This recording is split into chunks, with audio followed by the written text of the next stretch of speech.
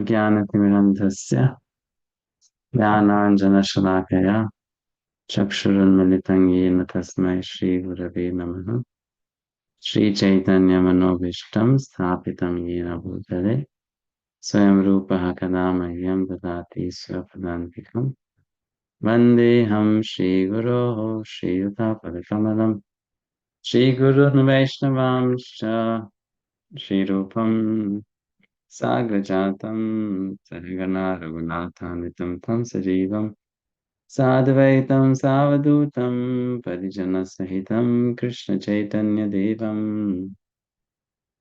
श्रीराधा कृष्णपदान् सहगणा ललिता श्रीविशाखान्वितांश्च नमः ॐ विष्णुपादाय कृष्णपृष्ठाय भूतले श्रीमते भक्तिवेदान्तस्वामिनिति नाम्ने नमस्ते सारस्वते देवे गौरवाणी प्रचारिणे निर्विशेष शून्यवादी पाश्चात्यदेशतारिणे नमो महावदन्याय कृष्णप्रेम प्रदायते कृष्णाय कृष्णचैतन्य नामिने गौरतुषे नमः। हे कृष्ण करुणा सिन्धो दीनबन्धो जगत्पते गोपेशा गोपिका कान्ता राधाकान्त नमोस्तुते तप्तकाञ्चन गौराङ्गी राधे वृन्दावनेश्वरी विषमानुसुते देवी प्रणमामि हरिप्रिये वंशकल्पतरुर्भ्यश्च कृपासिन्धुभ्येव च पतितानां पावनेभ्यो वैष्णवेभ्यो नमो नमः। जय श्री कृष्ण चैतन्य प्रभु नित्यानंद श्री अद्वैत गदाधर शिवासादि गौर भक्तवृंद हरे कृष्ण कृष्ण कृष्ण हरे हरे हरे राम राम राम हरे हरे। नमस्तुते व्यास विशाल बुद्धे फुल्लारविन्दायतपत्रनेत्रे येन त्वया भारततैलपूर्णः प्रज्वलितो ज्ञानमयप्रदीपः प्रपन्नपरिजाताय स्तोत्रवेत्रैकपाणये ज्ञानमुद्राय कृष्णाय गीतामृतादुहे नमः। Welcome everyone to Bhakti-sastri class, Gita Shastri class.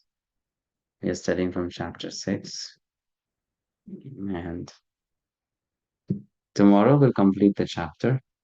So please note that your examinations for those who are giving the CBA examination will be in the last week of June, that is after 2 weeks from today.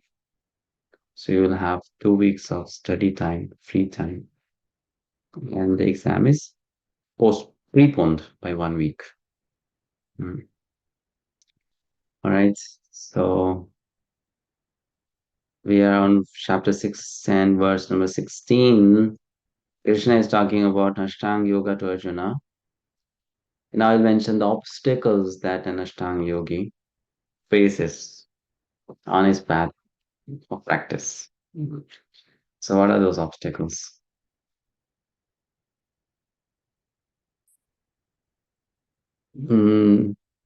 नाति अश्नतस्तु योगोऽस्ति न चैकान्तमनश्नतः न चाति स्वप्नशीलस्य जाग्रतो नैव चार्जुन.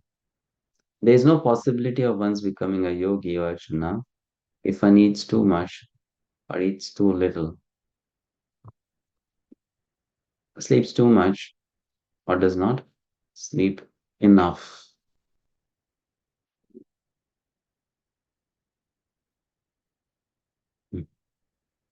In yoga, the most important principle is discipline of body and mind. And discipline means regulation. So if one does not lead a regulated life, one cannot practice yoga properly. Hmm. So that's what is being mentioned here. Regulation of diet and sleep is recommended herein for the yogis. Too much eating means eating more than is required to keep the body and soul together. There is no need for men to eat animals. because there is an ample supply of grains, vegetables, fruits, and milk.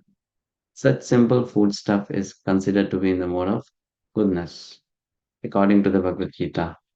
Animal food is for those in the mode of ignorance. Therefore, those who indulge in animal food, uh, drinking, smoking, and eating food which is not offered to Krishna will suffer sinful reactions because of eating only polluted things. Bhunjate te tvakam papa ye pachanti atma karanat. Anyone who eats for sense pleasure or cooks for himself, not offering his food to Krishna, eats only sin. One who eats sin and eats more than is allotted to him cannot execute perfect yoga. It is best that one eat only the remnants of food stuff offered to Krishna. A person in Krishna consciousness does not eat anything which is not offered first to Krishna. Therefore, only the Krishna conscious person can attain perfection in yoga practice. Nor can one who artificially abstains from eating, manufacturing his own personal process of fasting, practice yoga. The Krishna conscious person observes fasting as it is recommended in the scriptures. He does not fast or eat more than required, and he is thus competent to perform yoga practice. One who eats more than required will dream very much while sleeping, and he must consequently sleep more than is required. One should not sleep more than 6 hours daily. One who sleeps more than 6 hours out of 24 hours is certainly influenced by the mode of ignorance. A person in the mode of ignorance is lazy and prone to sleep a great deal. Such a person cannot perform yoga. Very nicely, Prabhupada explains overeating will lead to oversleeping, and oversleeping means the mode of ignorance is going to get prominent. So, someone who will sleep a lot will then become also negligent to practicing devotional activities. Hmm. So, what should one do? The next verse gives the solution. युक्ताहार विहारस्य युक्तचेष्टस्य कर्मसु युक्तस्वप्नावबोधस्य yogo bhavati dukkha. He who is regulated in his habits of eating, sleeping, recreation, and work can mitigate all material pains by practicing the yoga system. Dukkha. Which material pains or anxieties which is related to our material body. So you can at least get free from all that. Mm. We'll read the purport. Hello, Prabhuji.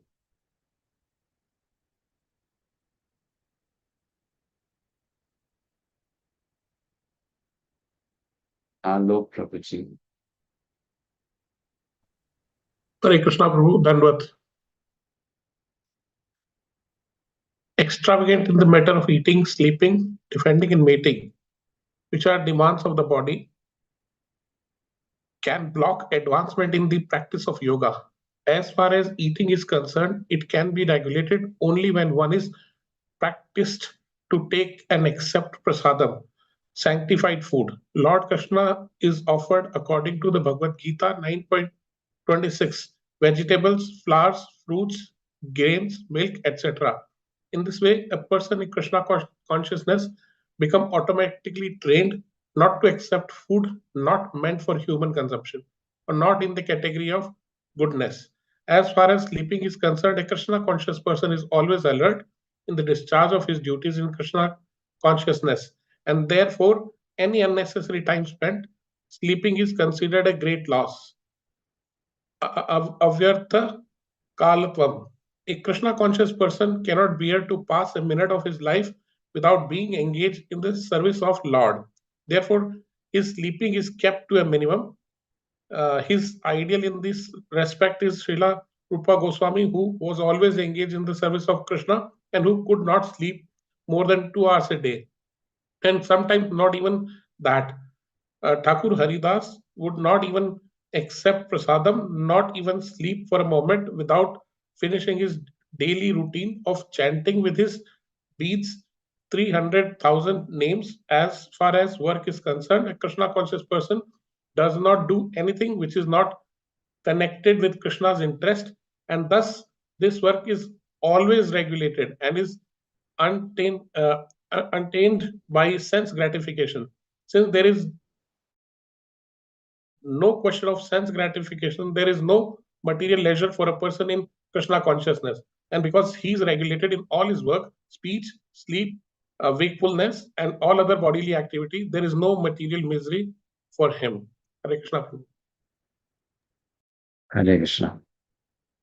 So, even from health perspective, regulated life leads to a healthy body and mind. Hmm? Srila Prabhupada is, of course, emphasizing on the Krishna conscious perspective. But even from health point of view, this is very important. One should have a regulated lifestyle. Hmm. Next paragraph. Sorry, next verse. Okay, now before we go to the next verse, we can do a small exercise here. Hmm.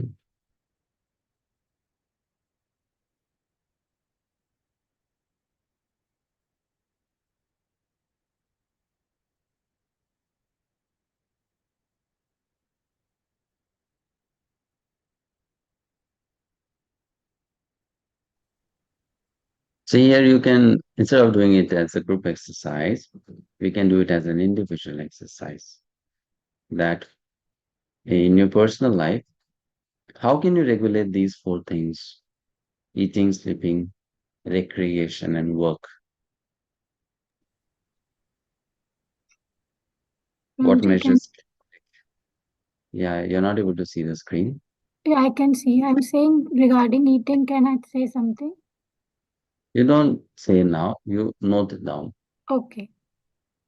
Right. So you note it down and you note down regarding all the 4 points: eating, sleeping, recreation, and work. How do we regulate these activities in our personal life? Yeah.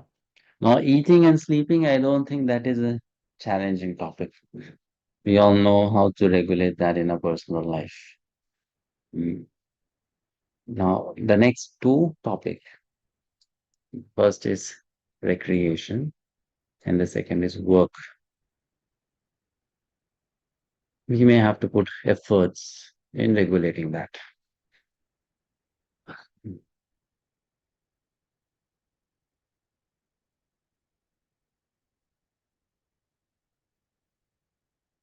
So, how do I regulate recreation?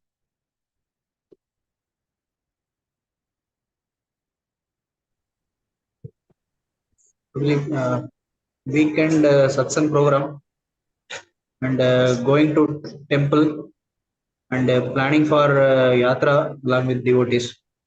These are So, some of the steps we can regulate. regulation. Okay. And what else? Prabhuji, when I'm, on Facebook, because it is there and, on Facebook or Instagram, mostly signed up for messages from, Maharaj and iskcon. So whenever I'm seeing, it's pretty much occupied only by the messages or videos. So that way, there is some kind of social this thing that is being used, but Krishna related. Hare Krishna. Okay. What else?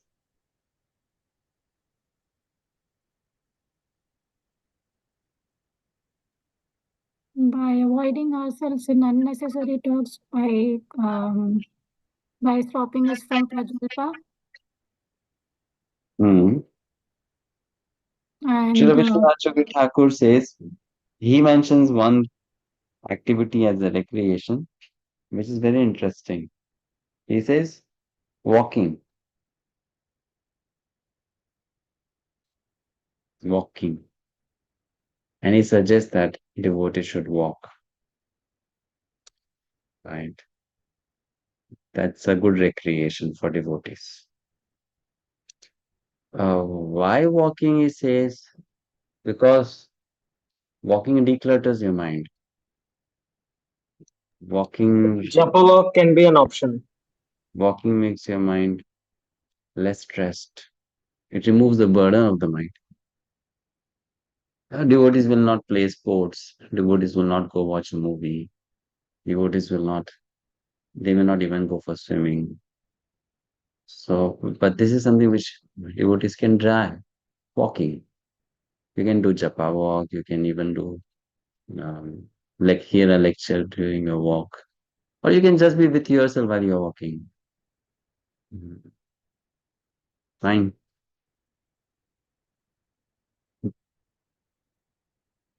Then there are other Krishna conscious recreational activities, like you mentioned, going for yatra, dancing, singing, all those things. Joining some course, learning course. Work. What about work? How do we regulate work?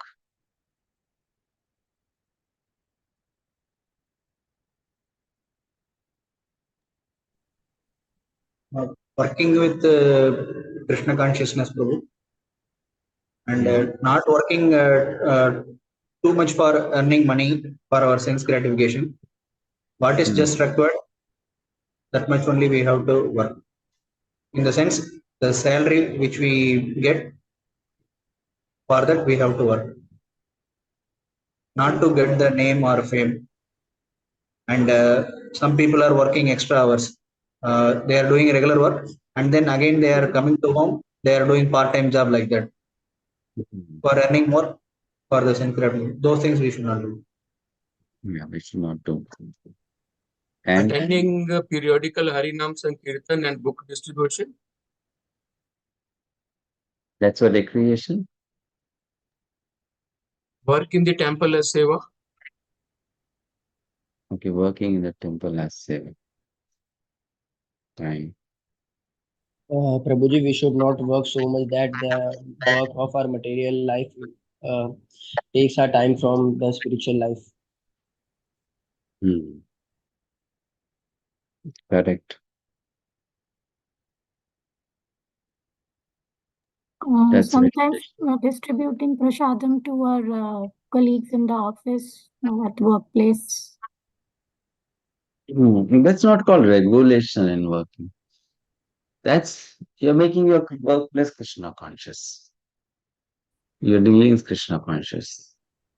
Regulation in working would mean what kind of work to avoid, what kind of work to do, how much Mm. work to do, how much not to do, right? What are your work timings, work hours? So Prabhuji, like while going to office, if we are doing a japa, like while traveling, and that will be considered under this work. No, that's not regulation of work. That's not regulation. Okay. The key element in regulating your work is how many hours you dedicate to your work. Is it too much or is it too less? How is it? Right. So that's the main point. Hare Krishna, Prabhuji. Right. Sometimes, during the lunch breaks or during the other times, mingle with our colleagues. So in that case, we should, avoid those which gives a very, bad impact on our spiritual life. Because there are people in the offices who have a different mindset and they always have a different things to say. So we can avoid the association of those people. Yes, we must avoid. Hmm.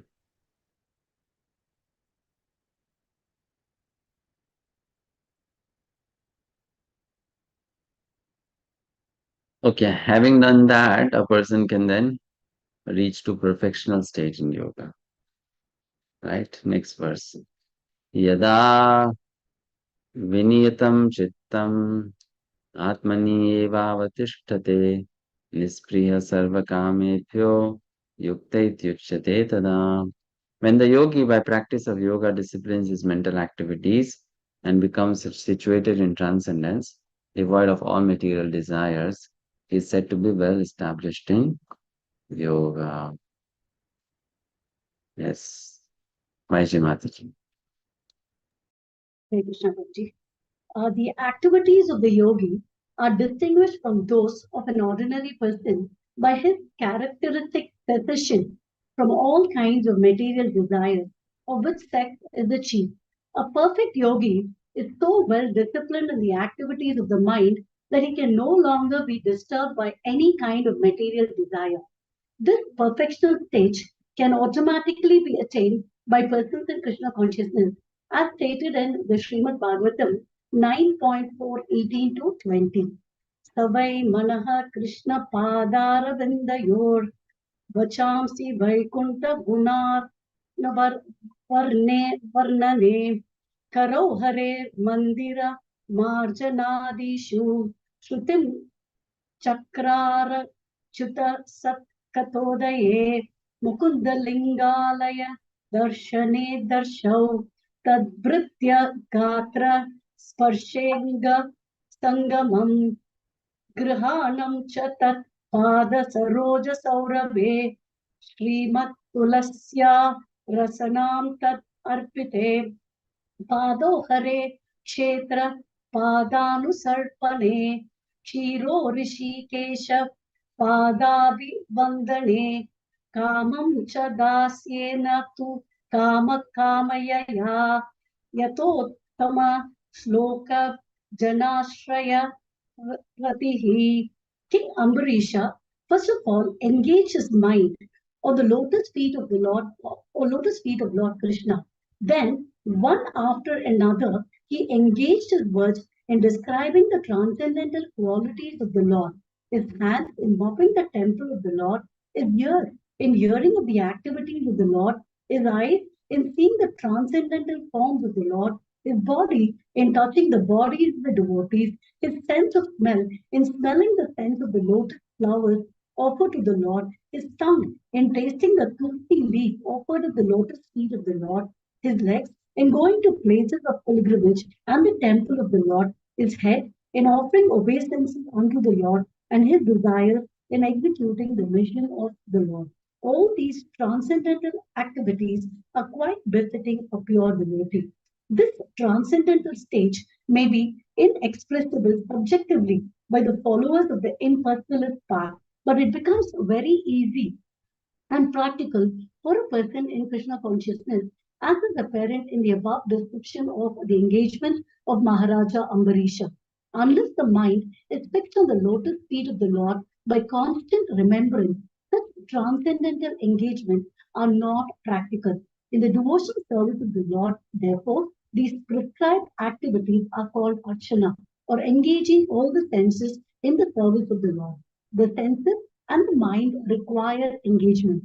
Simple abnegation is not practical. Therefore, for people in general, especially those who are not in the renounced order of life, transcendental engagement of the senses and the mind, as described above, is the perfect process for transcendental achievement, which is called yukta in the Bhagavad-gita. Hare Krishna. Hare Krishna Prabhu, you are on mute, I think so.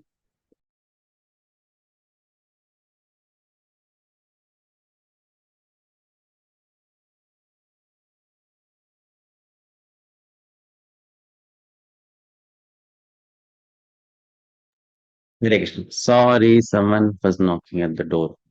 So I had to tell them I'm in a class, don't disturb them. Hmm. So Vaiji Mataji, you read this verses from Srimad Bhagavatam.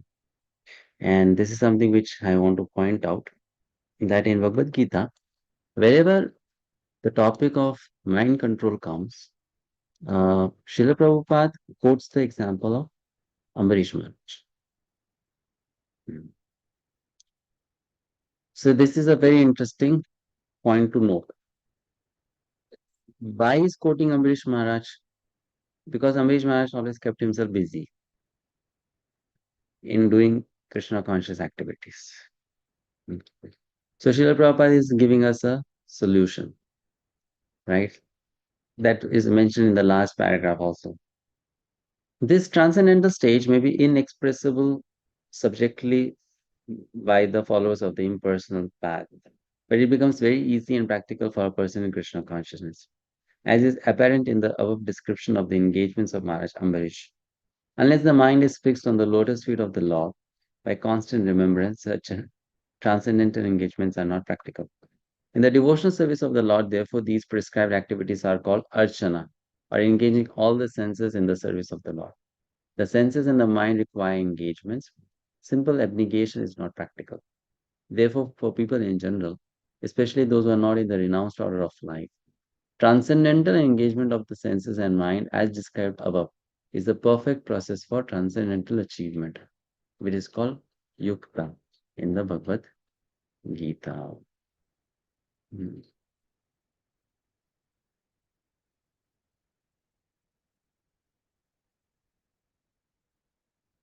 Always being engaged some way or other.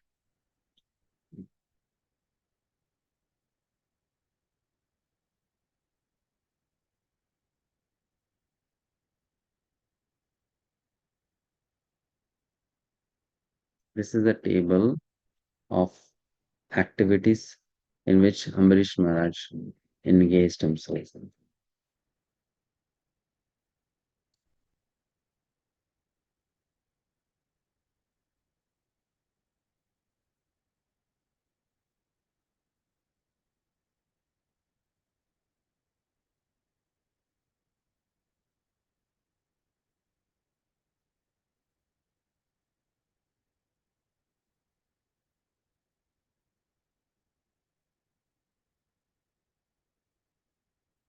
And the last point is, how did he engage his desires?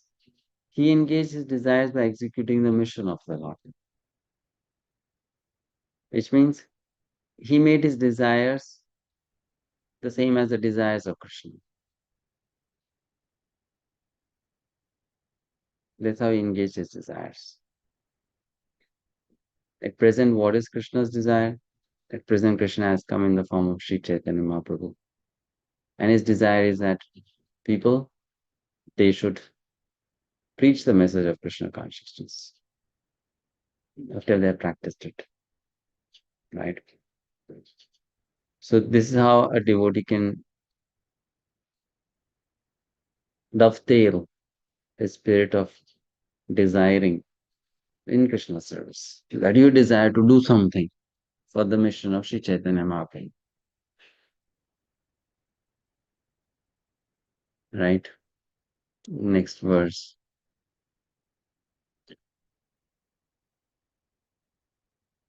Yatha dipo nivatastho ningate sopama smrita yogino yatta chittasya yunjato yogamatmanaha. As a lamp in a windless place does not waver, so the transcendentalist, whose mind is controlled, remains always steady in his meditation on the transcendental self. Prabhupada says, a truly Krishna conscious person, always absorbed in transcendence, in constant undisturbed meditation on his worshipable Lord, is as steady as a lamp in a windless place. So here the nature of the mind of a perfect yogi is explained.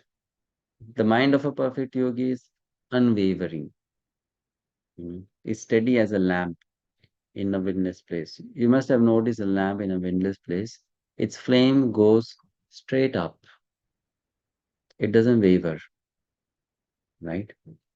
It is completely focused. How much effort does even a soft breeze needs to disturb the steadiness of a flame? Not much effort. Even a soft breeze can disturb the steadiness of a flame, right? Which means the flame is very, very, you can say,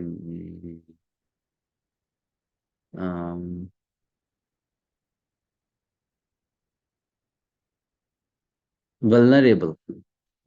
Similarly, the mind is very vulnerable. And someone whose mind has become controlled, that person can then always remain focused. Right? Next verse. What happens in that state? Yatro paramate chittam niruddham yoga sevaya yatra chaivatmanatmanam pasyanatmani tushyati sukhamatyantikam yattad buddhigayam atindriyam vetti yatra na chaivayam stitatas-chalati tatvatah yam labdva chaparam labham manyate nadikam tatah yasmin sthito na dukkhena gurunapi vichalyate tang vidya dukkha sanyoga viyogam yoga sangitam. In the stage of perfection called trance or samadhi, one's mind is controlled or completely restrained from material mental activities by practice of yoga.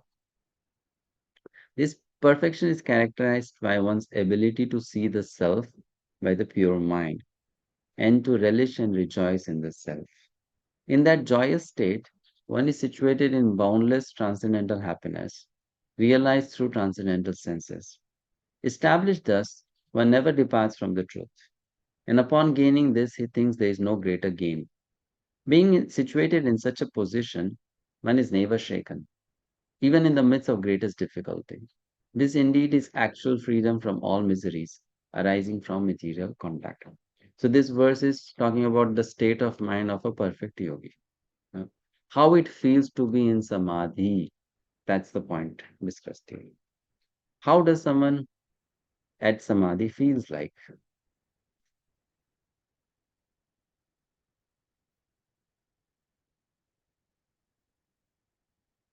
The experience and the disposition of the mind of such a person is explained here.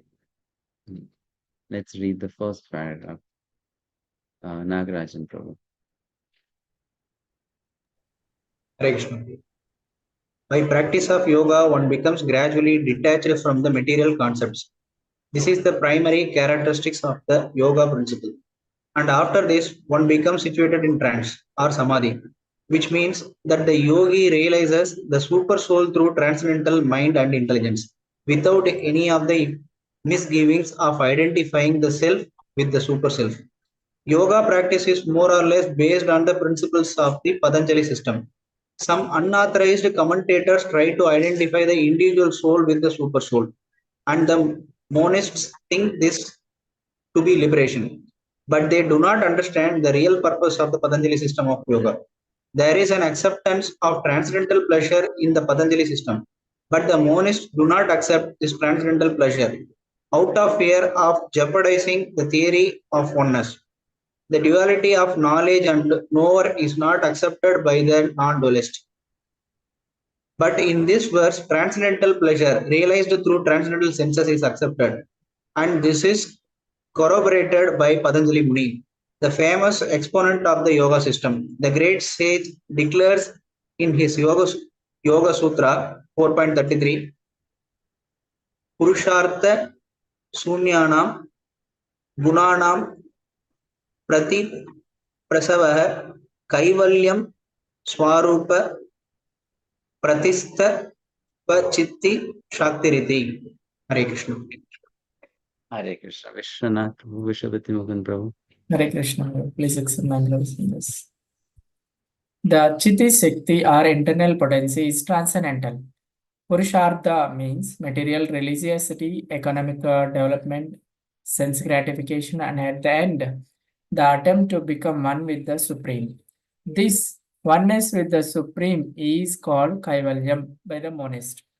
But according to Patanjali, this Kaivalyam is an internal or transcendental potency by which the living entity becomes aware of his constitutional position.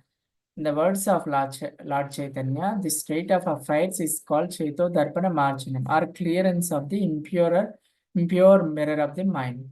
This clearance is actually liberation, or Bhava Mahadavagni Nirvapanam. The theory of nirvana, also preliminary, corresponds with this principle. In the Bhagavatam 2.10.6, this is called Swarupena Vyavastitiha. The Bhagavad-gita also confirms this situation in this verse. Thank you.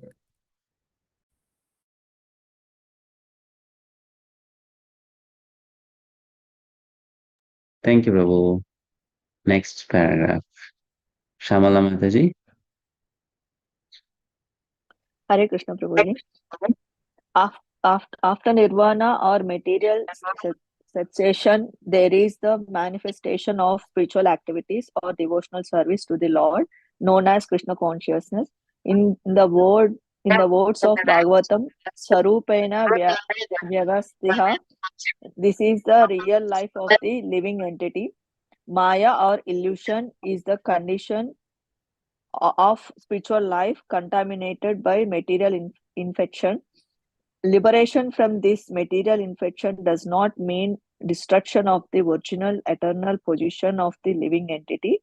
Patanjali also accepts this by his words, Kaivalyam Swarupa Pratikshta Va Chiti Shaktir Iti.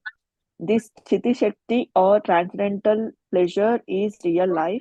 This is confirmed in the Vedanta Sutra 1.1.12 as Anandamayo bias. This natural transcendental pleasure is the ultimate goal of yoga and is easily achieved by execution of devotional service or bhakti yoga. Bhakti yoga will be vividly described in the 7th chapter of the Bhagavad-gita. Can I continue, Prabhu? Someone else can read, Mataji. Megha Gupta Okay, Mataji. Hare Krishna Prabhuji, Pranam.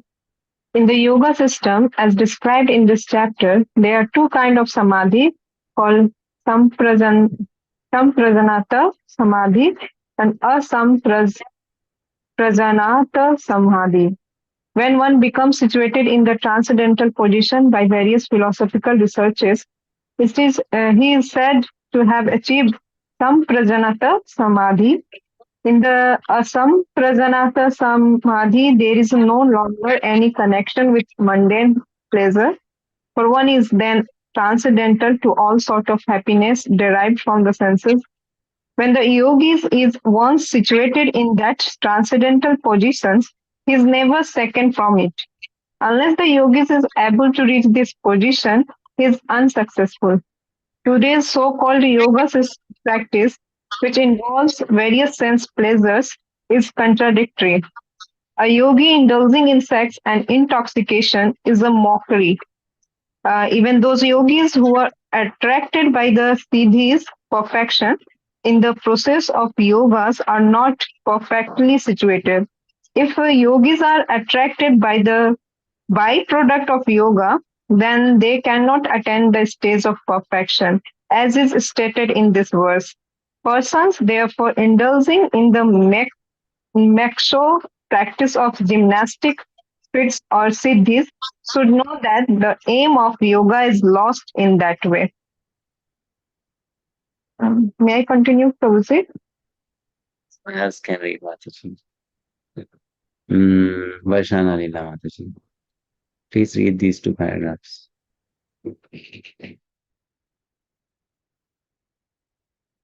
Hare Krishna Prabhuji. The best practice of yoga in this age is Krishna consciousness, which is not baffling. A Krishna conscious person is so happy in his occupation that he does not aspire after any other happiness. There are many impediments, especially in this age of hypocrisy, to practicing Hatha Yoga, Dhyana Yoga, and Jnana Yoga. But there is no such problem in executing Karma Yoga or Bhakti Yoga.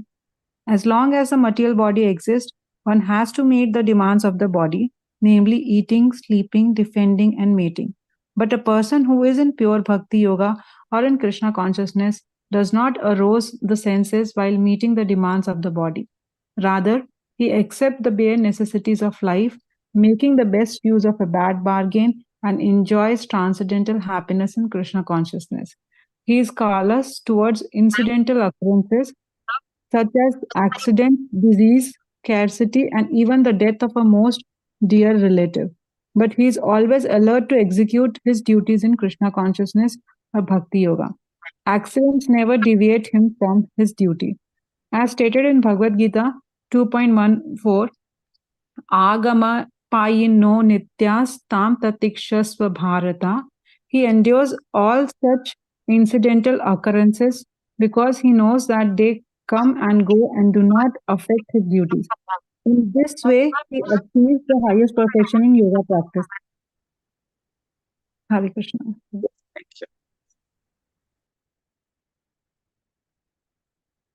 So here, in a very descriptive manner, Srila Prabhupada explained what is samadhi for a yogi. But he gave a Krishna conscious perspective to that samadhi. Right? Which is a very far off stage for all of us.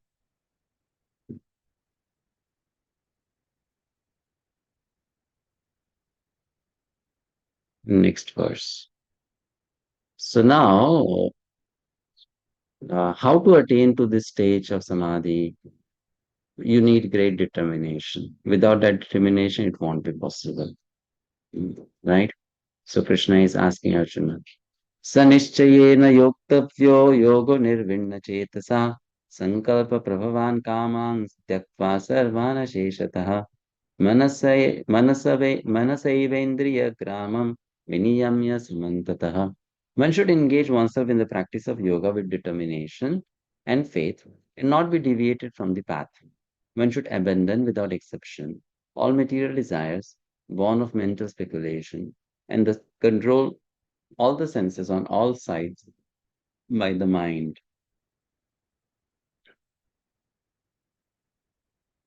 I'll read this purport. It's a very inspiring purport. Simeshwar Prabhuji. The yoga practitioner should be determined and should patiently prosecute the practice without deviation. One should be sure of success at the end and pursue this course with great perseverance, not becoming discouraged if there is any delay in the attainment of success. Success is sure for the rigid practitioner.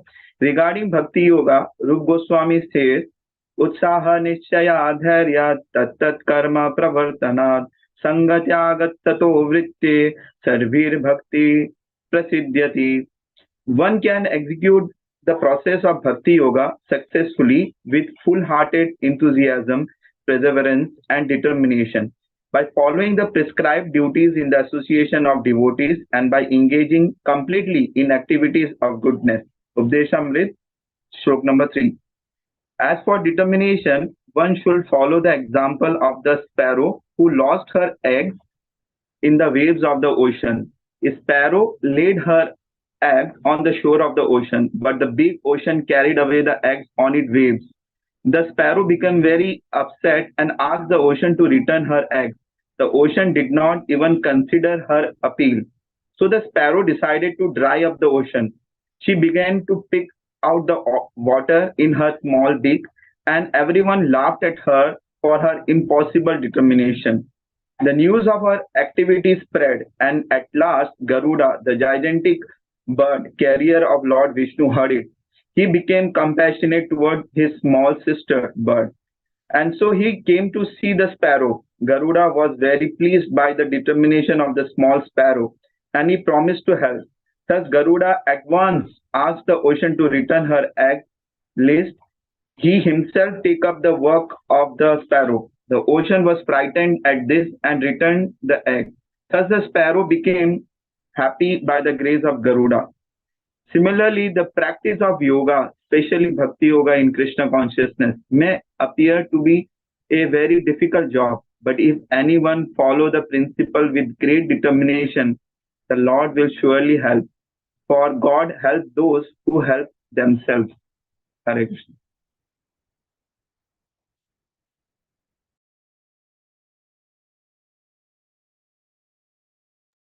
Hare Krishna. So this verse talks about a very high determination. Without that determination, success is not possible on the path of yoga practice. Right. In Sanskrit, look at the word. It says, Sanishchayena yoktavyaha yoga nirvinna chetasa. Hmm. Sankalpa prabhavan kaman tyaktva sarvana sheshata. One should engage oneself in the practice of yoga with determination and faith and not be deviated from the path. One should abandon without exception all material desires. Right. So this is something which is required. A very steady, steadfast practice with a lot of patience. Srila Baldev Vidyabhushan explains that faith should be there on two things.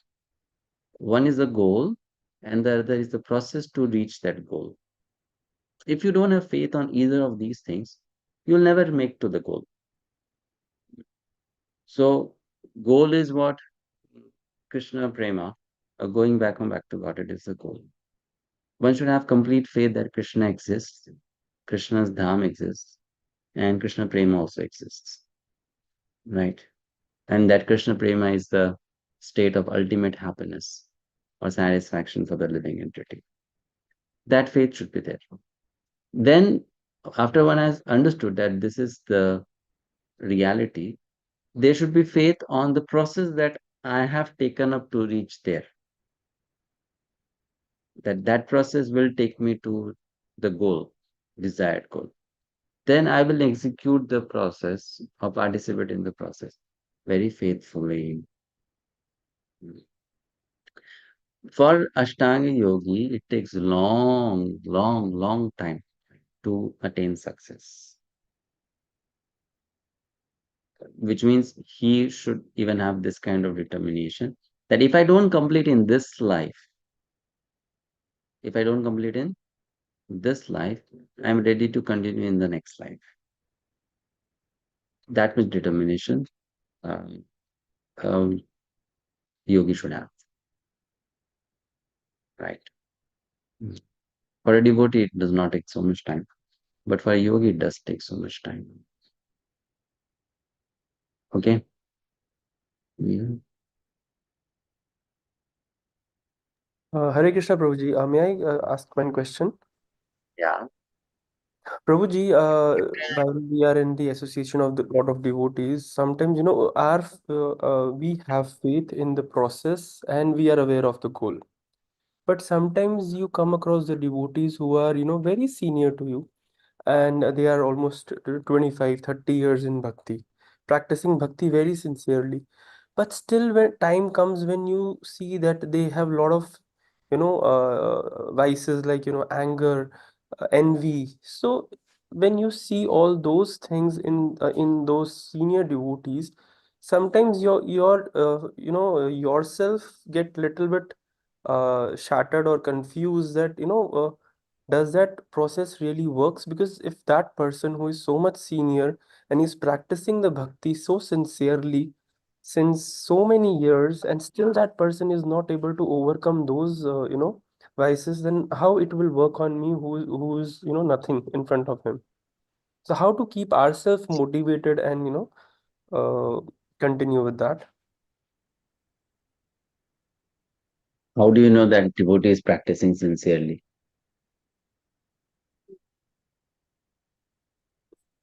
First is Yeah, I can only assume that that devotee is practicing sincerely. Hare Krishna Prabhuji, but we see in temple they are so regular, they are in admin and they are doing lots for the temple, they are distributing books, but still when a situation comes, they are so much into that, na?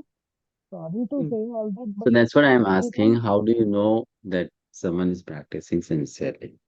yeah. by their Take your point. activities, their involvement in the temple. They are assuming that because they have stayed in the movement for so many years, they must be practicing sincerely.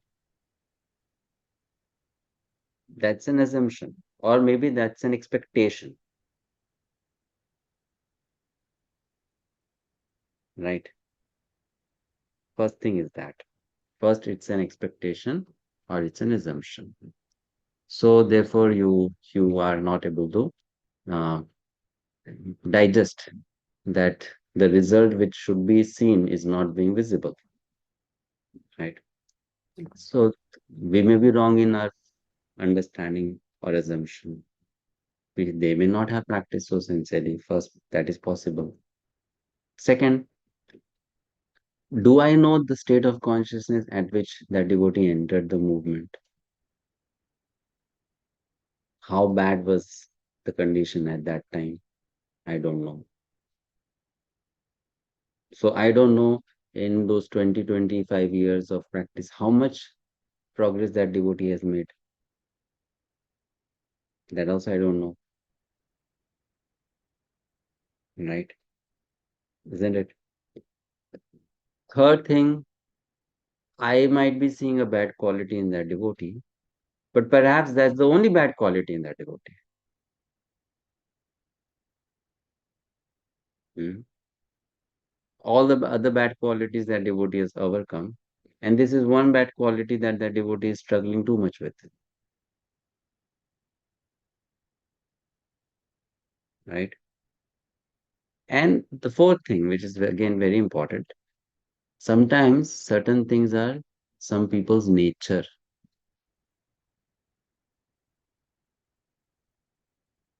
Hmm. It's their nature, which means even if they want, they will not be able to change it. Okay.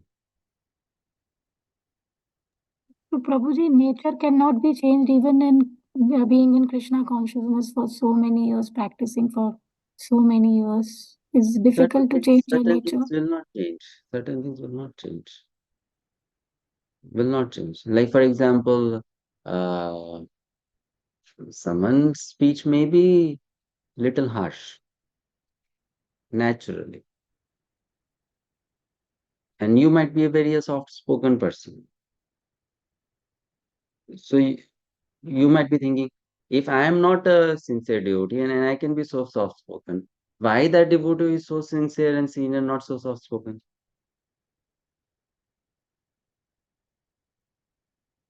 Right? Mm. So that there are certain things which does not change. And even if that devotee is not working on those things, honestly speaking, it will not affect his or her progress in Krishna consciousness. Mhm. Fine. So we have to learn to accept this fact that different devotees are also of different natures. The problem is, when I hear the word pure devotee, I have imagined how a pure devotee should be. Having all good qualities, we imagine like that. No, Perfection. having all good qualities is fine, but having all good qualities the way I want, True. right? And then when you don't see someone coming close to that, then we start judging. This person should not be a pure devotee, or this person should not be a good devotee, or this person is not practicing nicely, or the process is not working. You're getting it, right?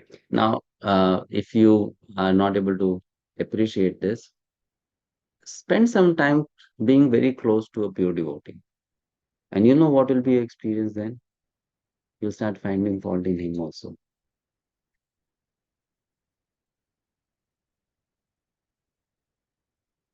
Then you understand one thing very nicely, that the fault is in my vision. Fault finding is a nature of a human being. In my vision. It's in my nature. You're getting it? So we'll realize this thing. So I'm not saying devotees do not have faults. What I'm saying is, let's not get so much disturbed by it.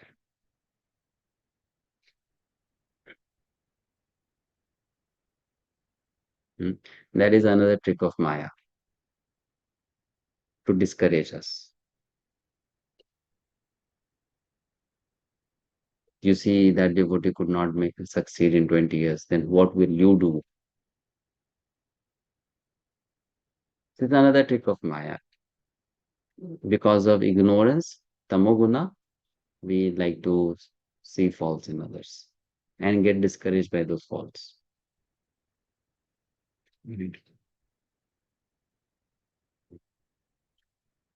So you avoid such association, but we should not start thinking the process does not work or we should get discouraged. That's not nice. The process works.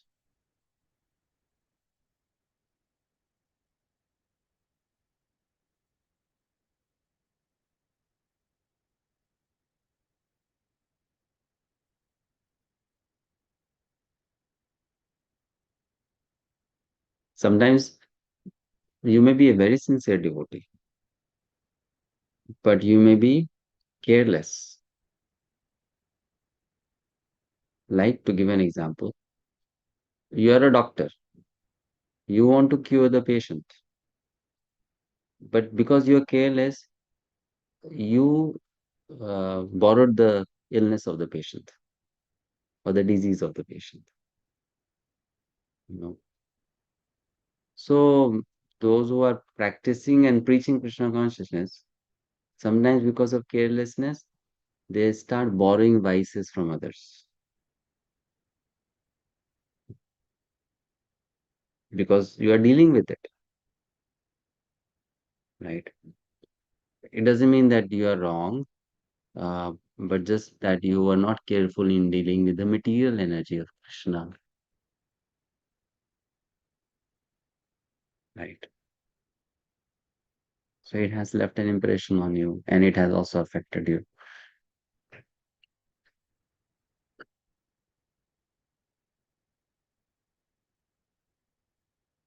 Okay. Any other question?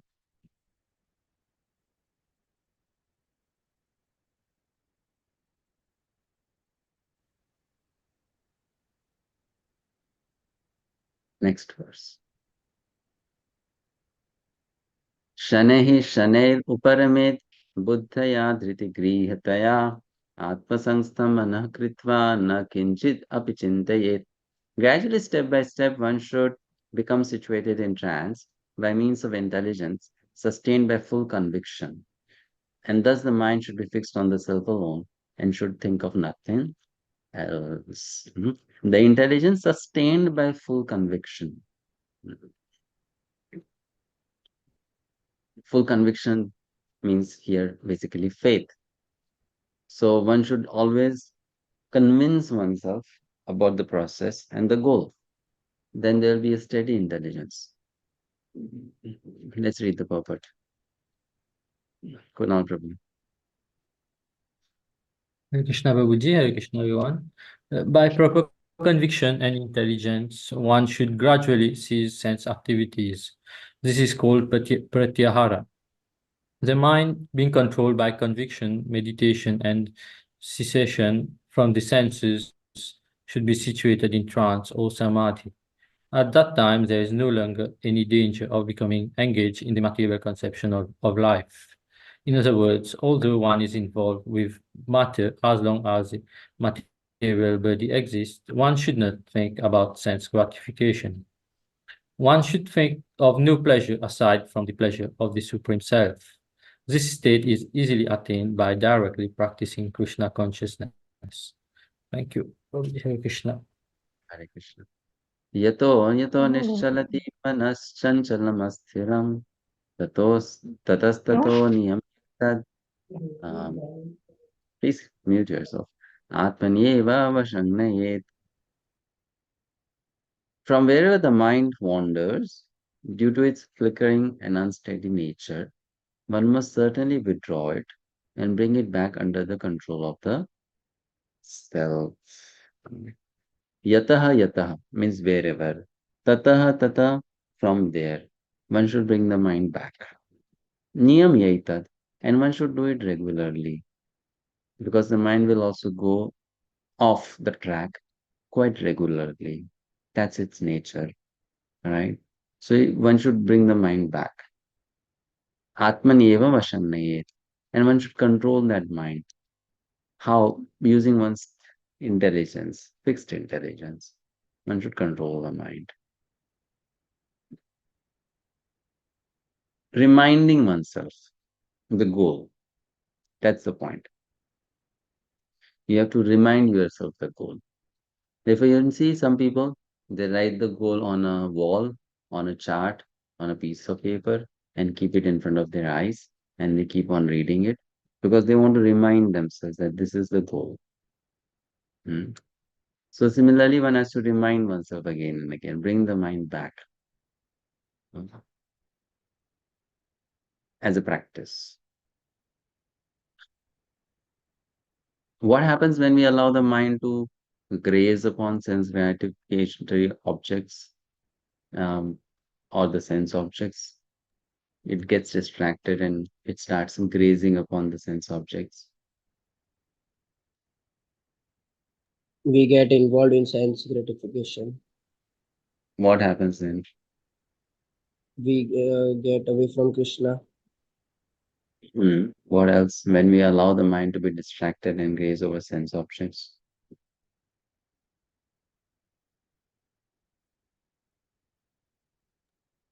We attach to the sense objects and we detach from the We forget our goal.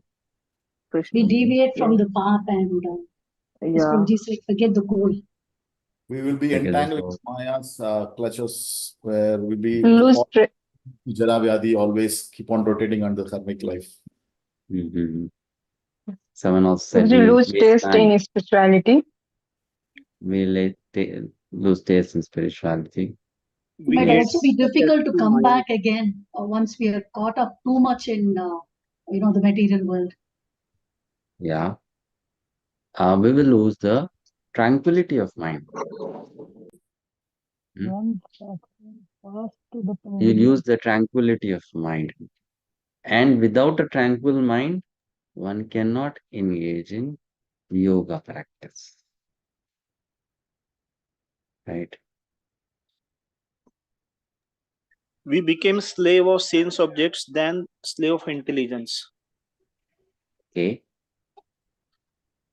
So therefore, what is said, by steady intelligence, the yogi must overcome all those mental tendencies.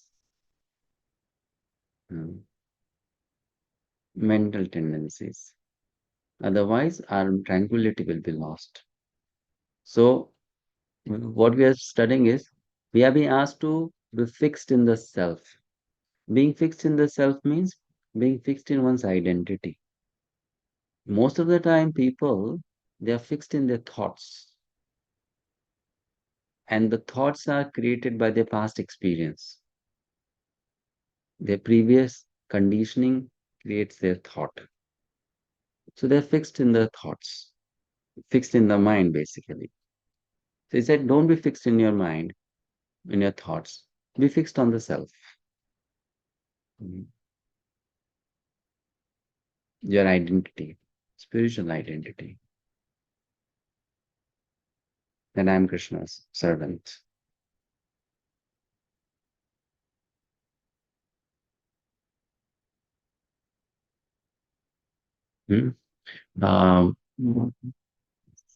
What does it mean to be situated in the self?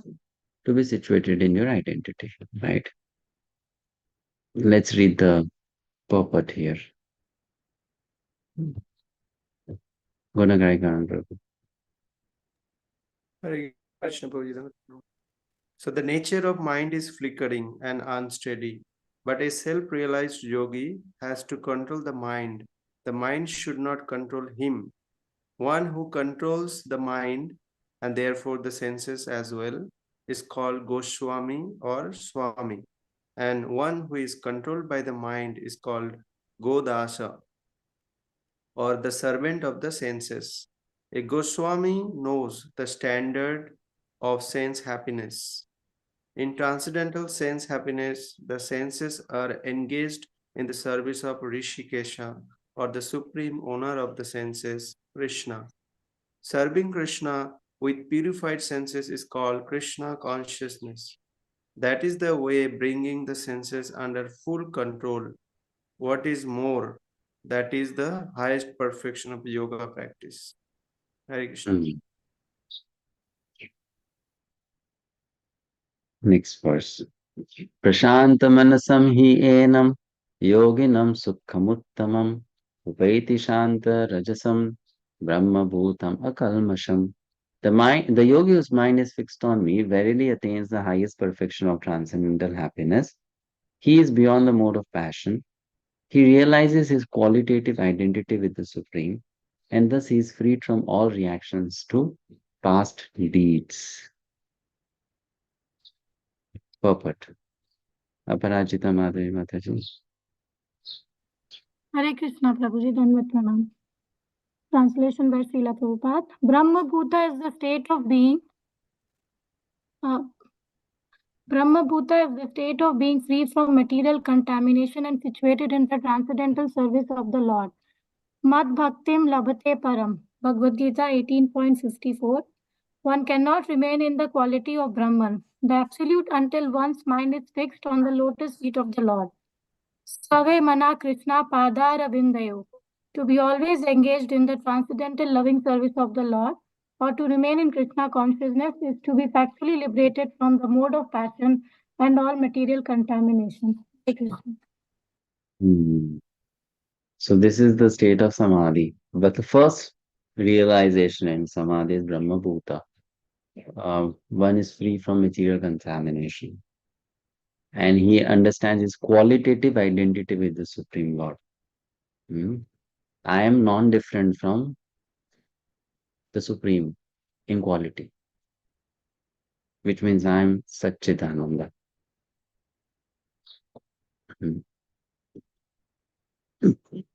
Fine. Then comes the next realization, which is in verse 28.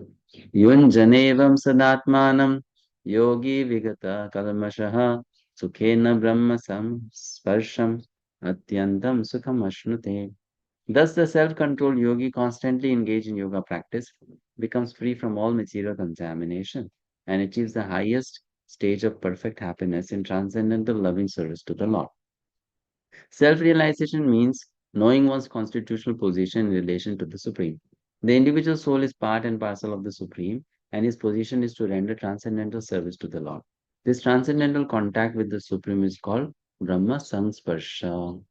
So the previous term was Brahma Bhuta, which means Brahman realization. The term used here is Brahma Sparsha or Brahma Sansparsha. This is called Paramatma realization. You enter into Samadhi, and within Samadhi, these are two states of realization. Moving from impersonal to personal.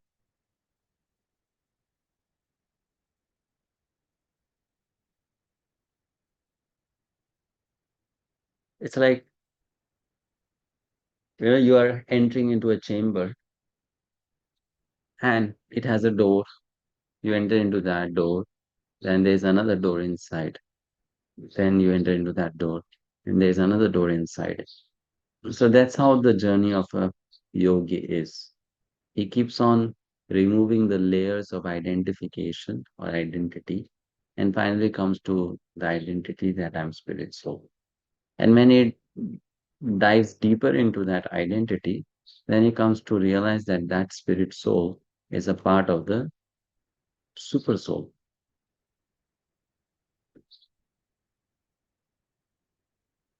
This is realized by that yogi. Vision of a perfect yogi. Next verse. Sarvabhutasthamatmanam sarvabhutani chatmani ikshate yoga yuktatma sarvatra samadarshanaha. A true yogi observes me in all beings and also sees every being in me. Indeed, the self-realized person sees me, the same Supreme Lord, everywhere. Right? So, we came across this verse in chapter 5. Vidyavane sampanne brahmane gavihastini shunichaiva shripakecha pandita samadarshina. You see similar state of mind being explained here. A true yogi observes me in all beings and also sees every being in me. Indeed, the self-realized person sees me, the same Lord, everywhere. So there also one came to equal vision, but through the path of Nishkam Karma Yoga. Here also one came to equal vision, but through the path of Ashtanga Yoga.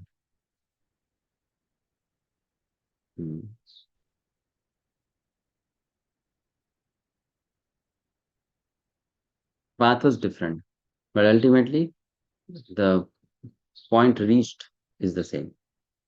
Equal vision. Shrishti. Hare Krishna. A Krishna conscious yogi is the perfect seer because he sees Krishna, the Supreme, situated in everyone's heart as Supersoul, Paramatma. Ishvaraha Sarvabhutanam Hide Deshe Arjuna Tithasti.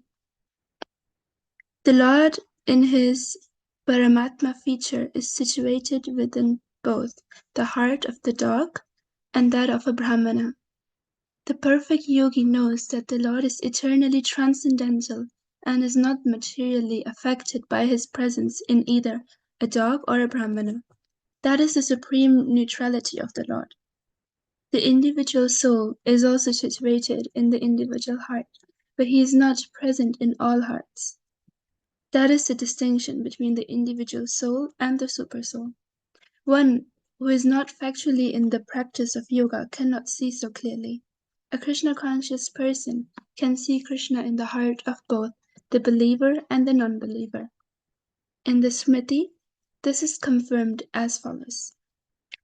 Atat Atatatvat na matratvat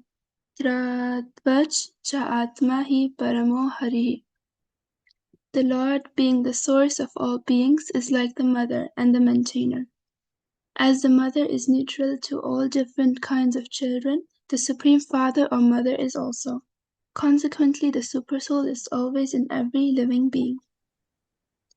Outwardly also, every living being is situated in the energy of the Lord. As will be explained in the 7th chapter, the Lord has primarily the two energies, the spiritual or superior, and the material or inferior. The living entity, although part of the superior energy, is conditioned by the inferior energy. The living entity is always in the Lord's energy. Every living entity is situated in him, in one way or another. The yogi sees equally because he sees that all living entities, although in different situations according to the results of which work, in all circumstances remain the servants of God. While in the material energy, the living entity serves the material senses, and while in the spiritual energy, he serves the Supreme Lord directly. In either case, the living entity is the servant of God. This vision of equality is perfect in a person in Krishna consciousness. Hare Krishna. Hare Krishna. Next verse. Yo mam pashyati sarvatra sarvam chama pashyati tasyaham na pranashyami sa chame na pranashyati. For one who sees me everywhere and sees everything in me, I am never lost, nor is he ever lost to me. Purport. Aryan. Hare Krishna Prabhuji, Pranam. A person in Krishna consciousness certainly sees Lord Krishna everywhere, and he sees everything in Krishna. Such a person may appear to see all separate manifestations of the material nature, but in such and every instance he is conscious of Krishna, knowing that everything is a manifestation of Krishna's energy. Nothing can exist without Krishna, and Krishna is the Lord of everything. This is the basic principle of Krishna consciousness. Krishna consciousness is the development of love of Krishna, a position transcendental even to material liberation. At this stage of Krishna consciousness, beyond self-realization, a devotee becomes one with Krishna in the sense that Krishna becomes everything for the devotee and the devotee becomes fully in loving Krishna. An intimate relationship between the Lord and the devotee then exists. In that stage, the living entity can never be annihilated, nor is the personality of Godhead ever out of the sight of the devotee. To merge in Krishna is spiritual annihilation. A devotee takes no such risk. It is stated in the Brahma Samhita 5.38. प्रेमानजच्छूरित भक्ति विलोचनेन सन्थ सदैव हृदयेषु विलोकयन्ति Yam Shama Sundaram Achintya Guna Swarupam Govindamadi Purusham Tamam Brajami. I worship the primeval Lord Govinda, who is always seen by the devotee, whose eyes are anointed with the pulp of love. He is seen in his eternal form of Shamasundar, situated within the heart of the devotee. At this stage, Lord Krishna never disappears from the sight of the devotee, nor does the devotee ever lose sight of the Lord. In the case of a yogi who sees the Lord as Paramatma within the heart, the same applies. Such a yogi turns into a pure devotee and cannot bear to live with for a moment without seeing the Lord within himself. Hare Krishna, Prabhuji. Hare Krishna.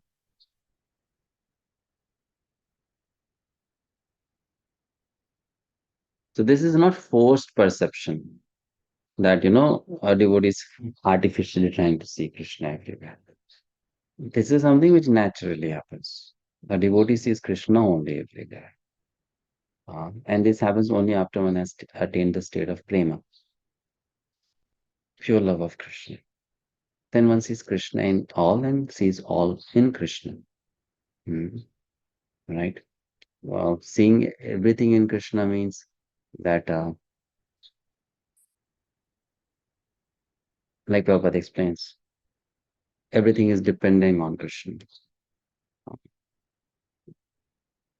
And seeing Krishna in all, that we discussed, right? Seeing all in Krishna means Krishna is the support of everything. Fine. He is outwardly, everything is Krishna's energy and everyone is situated in Krishna's energy. He is support of everything. So that's how one develops that vision.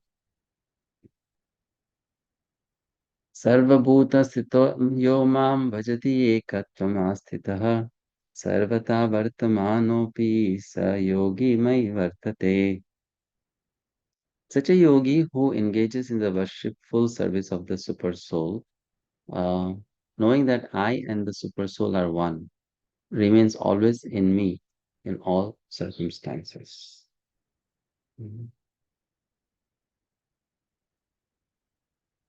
Yes, Ratnangi Lakshmi Priya Mataji. Hare Krishna, Prabhu.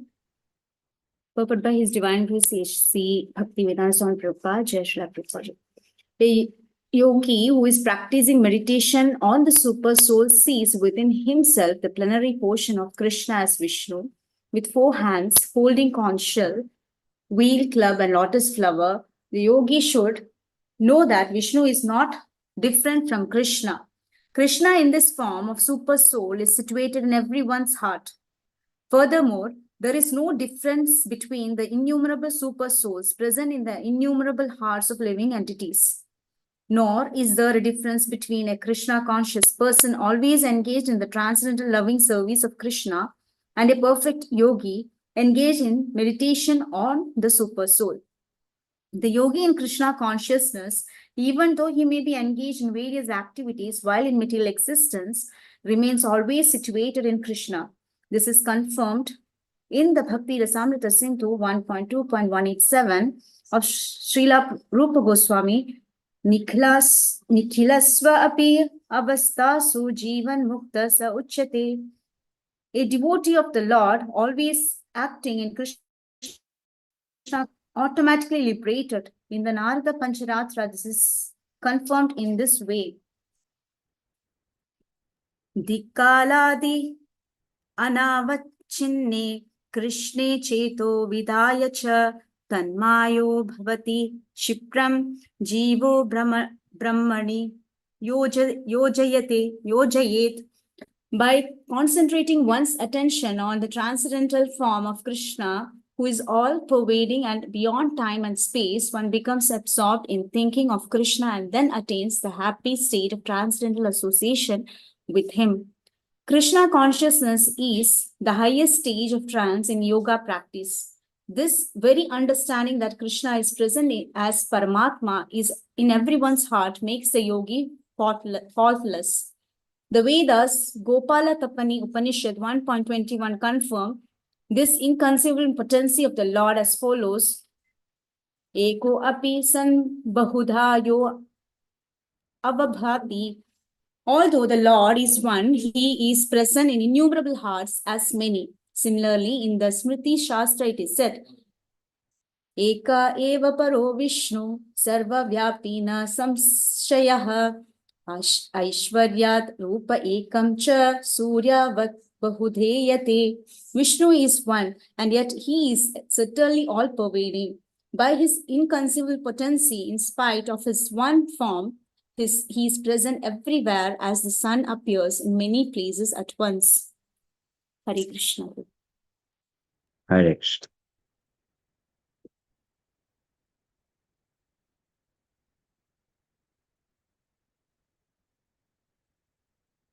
So the perception of a yogi, an advanced yogi, is that he sees everywhere the super soul or Krishna, if that yogi is a devotee.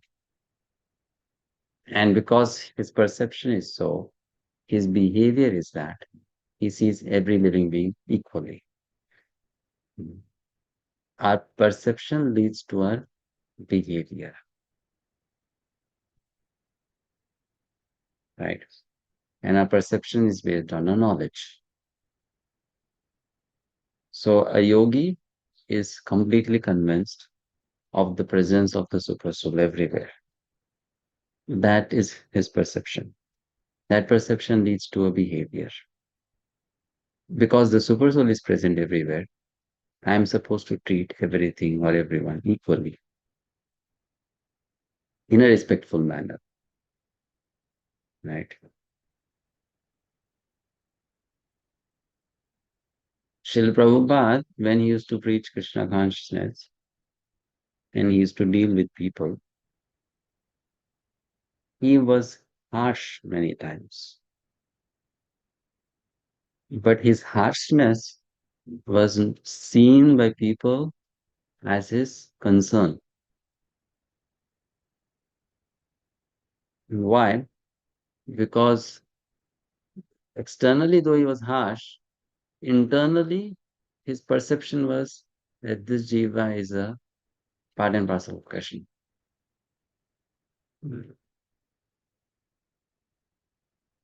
So the behavior is based on that perception. And that behavior externally may appear to be same as that of a non-devotee. But the person who is experiencing that behavior will not feel so, right? Will feel it different or otherwise. The last verse for today. Atmaupamyena sarvatra samam pashyati arjuna sukham va yadi va dukkham sa yogi paramo mataha. He is a perfect yogi who, by comparison to his own self, sees the true equality of all beings in both their happiness and their distress. O Arjuna.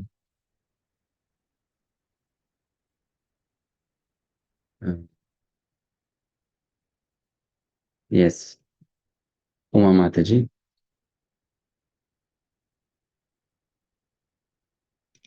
Krishna Prabhu. One who is Krishna conscious is a perfect yogi. He is aware of everyone's happiness and distress by dint of his own personal experience. The cause of the distress of a living entity is forgetfulness of his relationship with God. And the cause of happiness is knowing Krishna to be the supreme enjoyer of all the activities of the human being, the proprietor of all lands and planets, and the sincerest friend of all living entities. The perfect yogi knows that the living being who is conditioned by the modes of material nature is subjected to the threefold material miseries due to forgetfulness of his relationship with Krishna. And because one in Krishna consciousness is happy, he tries to distribute the knowledge of Krishna everywhere. Since the perfect yogi tries to broadcast the importance of becoming Krishna conscious, he is the best philanthropic in the world, and he is the dearest servitor of the Lord. Na cha tasmam manishyu kaschin me priya kritama. Bhagavad-gita 18.39. In other words, a devotee of the Lord always looks to the welfare of all living entities, and in this way he is factually the friend of everyone. He is the best yogi because he does not desire perfection in yoga for his personal benefit, but tries for others also. He does not envy his fellow living entities. Here is a contrast between a pure devotee of the Lord and a yogi interested only in his personal elevation. The yogi who has withdrawn to a secluded place in order to meditate perfectly may not be as perfect as a devotee who is trying his best to turn every man towards Krishna consciousness. Hare Krishna.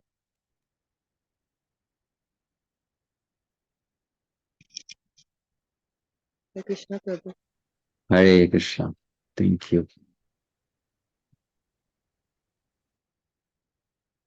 Yes. Any questions or comments?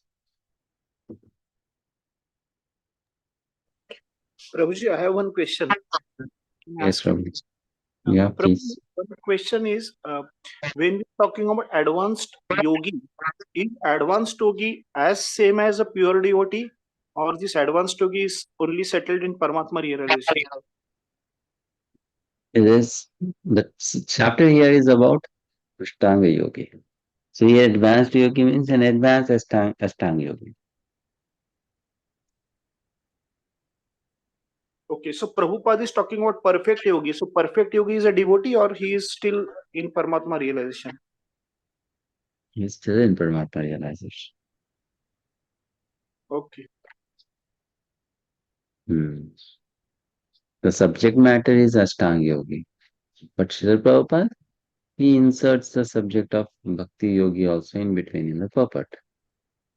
But the verse is not talking about a pure devotee or a devotee. The verse is talking about an yogi.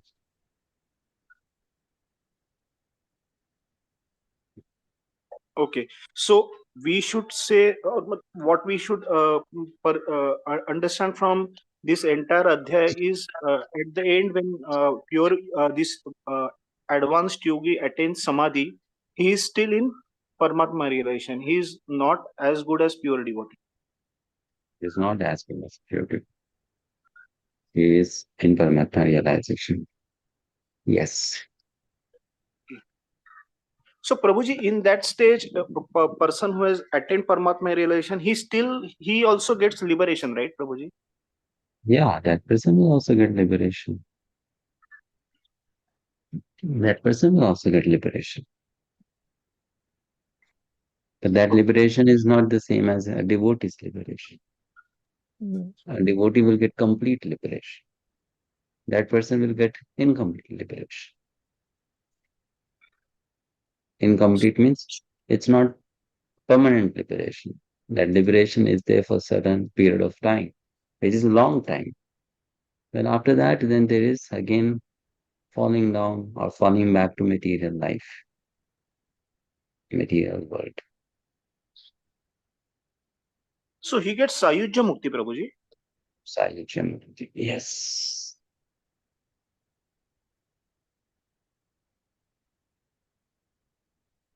Yes. Understood? Okay. Okay. Thank you, Prabhuji.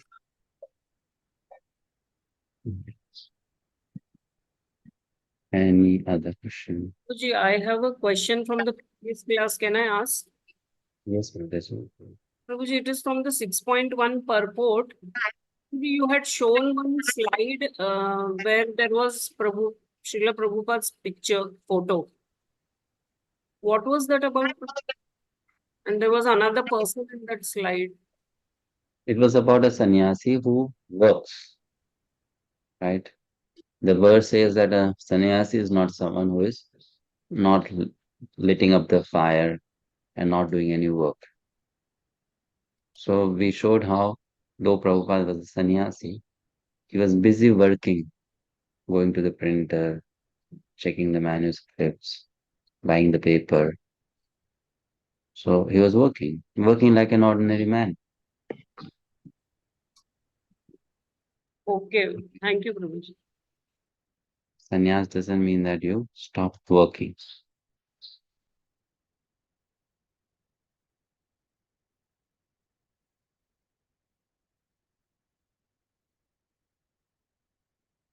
Krishna, I have a question. Can I ask, please? It's relating to Maharaj Ambrish and the use of his body to touch the body of other devotees.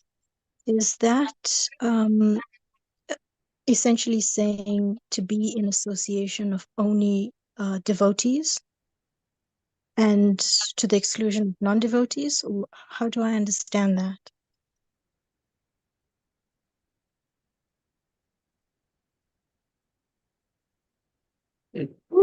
That is, you may say that's an interpretation.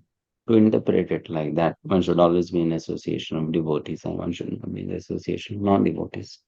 However, practically that's not possible if you are in this material world, because you may have non-devotees surrounding you, at least when you go to a public place, Yes. right? So here, the point that is being mentioned is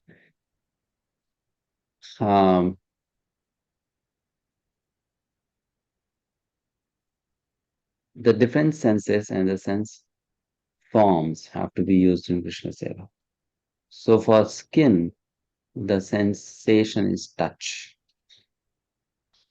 So how can I use my touch sensation in Krishna Seva? Right? So use the touch sensation in Krishna Seva by embracing the devotees. Okay.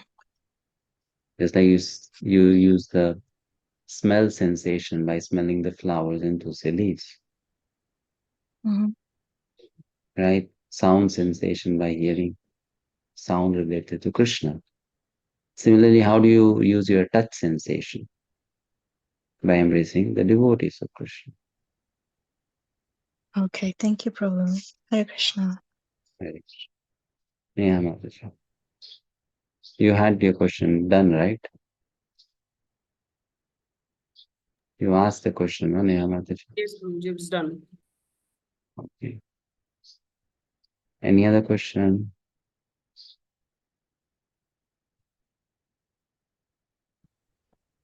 Hare Krishna, Prabhuji. Krishna. Hare Krishna, Prabhuji, Dandat Pranam. Prabhuji, like you explained this verse, one should have faith and determination in this process. But so if I have faith but not determination is not the same in all time. Like some situation, once determination get affected, then how to do so that determination be same constant in all the situation.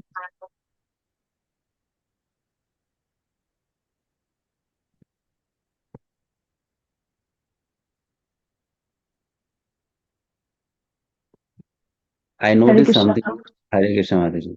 I noticed something about your questions, which I would like to tell you. All your questions are of one particular nature. What is that? Whenever we read about the perfect stage, your question is, I'm not at that stage. How can I be at that stage? Right? So please try to understand that the perfect stage is far away.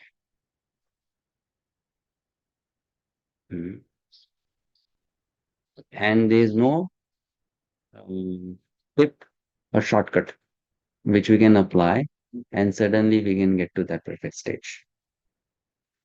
Right? Your question is, my determination is unsteady. How can I have steady determination? But that steady determination cannot come without overcoming our anarthas. Steady determination comes at the stage of nishtha. And you come to nishtha after you have overcome the stage of anartha nivritti, gone through that stage. You go through the stage of anartha nivritti after you have gone through the stage of bhajan kriya. Before bhajan kriya comes sadhu sangha. And then comes before that shraddha. You know. So steadiness is not a quality which is achieved overnight. Steadiness will come in the mind as the vices from our heart will go away. As long as the vices are there in the heart, steadiness will not be there. Right? So, what should I do? The question is too big. Why the question is too big? Because what you have to do is also too big. That too big activity cannot be summarized in a one-line answer. Right? We can develop these qualities after we have executed Krishna consciousness by repeated efforts for long period of time. Then that steadiness comes. Yes, Yes, so whenever you read about a perfect stage, know that it's not possible for us to come to that perfect stage in a day. We have to go through the process and we have to persevere a lot. Then we'll come to that perfect stage. yes, yes, Prabhuji. So the main point is you should keep on moving. That's the main point. We should get worried on the path of Krishna consciousness if we are not moving ahead. But if you are moving ahead, even if it's very slow, and even if it's unsteady, no problem, because you're moving ahead.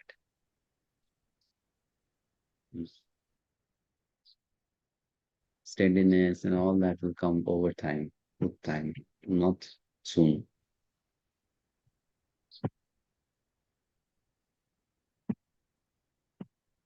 This is the exam time for a sadhaka. When you are not perfect, you are aiming to be perfect, and perfection is far away. This is the exam time.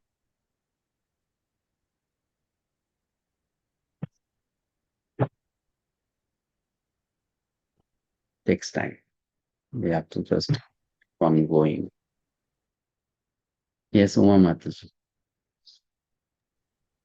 Krishna Prabhu, I have a little confusion about the text 23. It says that from the last paragraph, it says that his polis toward incidental occurrence, such as accident, disease, Sorry. It says? It says that his coolest toward incidental occurrence, such as accidents, disease, PSP, and even the death of a most dear relative, but he is always alert to execute his duties in Krishna consciousness. Does that mean that he's unaffected toward incidents that happen in his life, but he's alert in his duties toward Krishna consciousness? Yes, Prabhupada is mentioning that, even during moments of crisis, even during moments of complete shock, even during moments of chaos in life, something unexpected happened, an emergency situation. A devotee who is at that level or a yogi who is at that level is not affected in executing one's duties. So that shows very steady mind. Right. That shows very steady mind.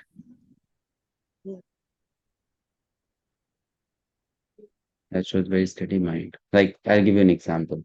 Yesterday, I came to know from one devotee here in Bahrain. I'm in Bahrain now. So he was telling that when His Holiness Gopal Krishna Goswami Maharaj passed away, left his body, before that, he met an accident. He fell down in the bathroom. Right. So when he fell down in the bathroom, he broke his rib cage, and when his rib cage was broken, the devotee had to take him to the hospital. When someone's rib cage breaks, it's very painful, very, very painful, right?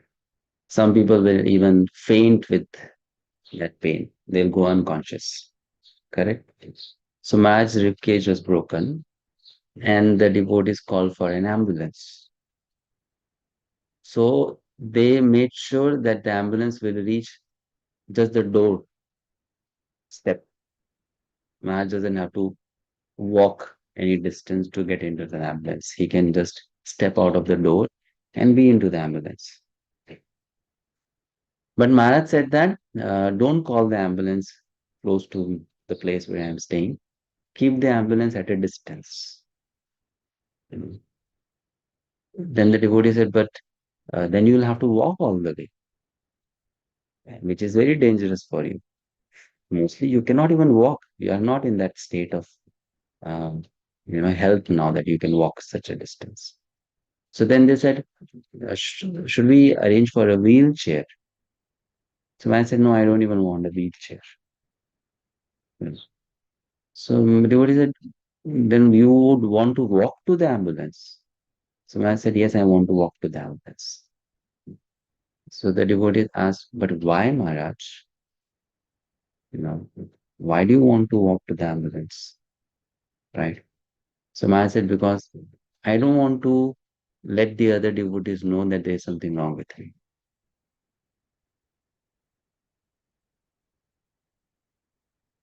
If a wheelchair will come, everyone will come to know there is something seriously wrong with me.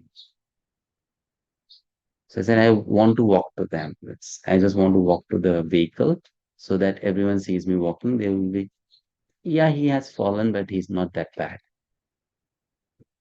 And then devotees asked, why do you want devotees not to know that your situation is serious?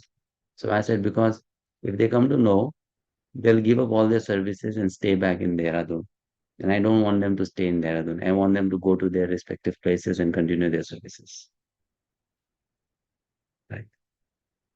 So now, how can you keep your mind so steady in such pain?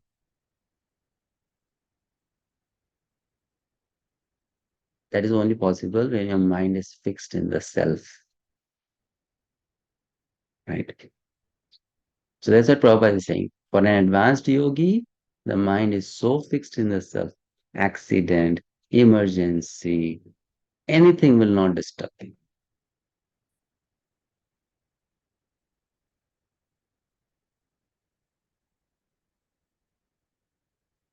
It will not disturb their state of consciousness, state of being.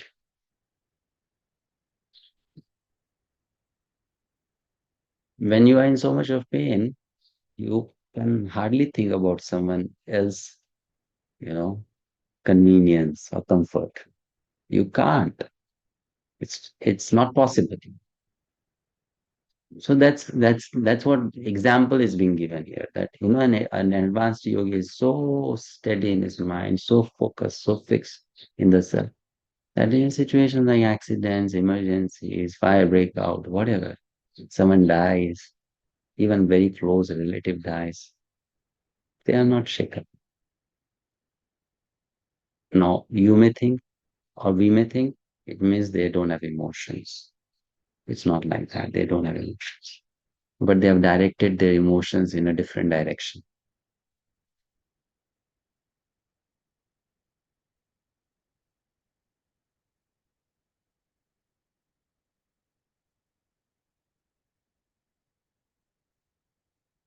Their emotions are not directed towards personal gratification.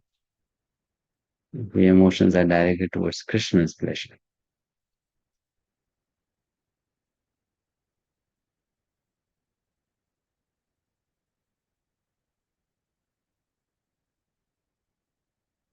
Okay, we stop here. See you tomorrow. Tomorrow the class will be at the same time as today. Not 10 a.m. India time, 12:30 p.m. India time. Okay. Hare Krishna. Sure, Prabhupada.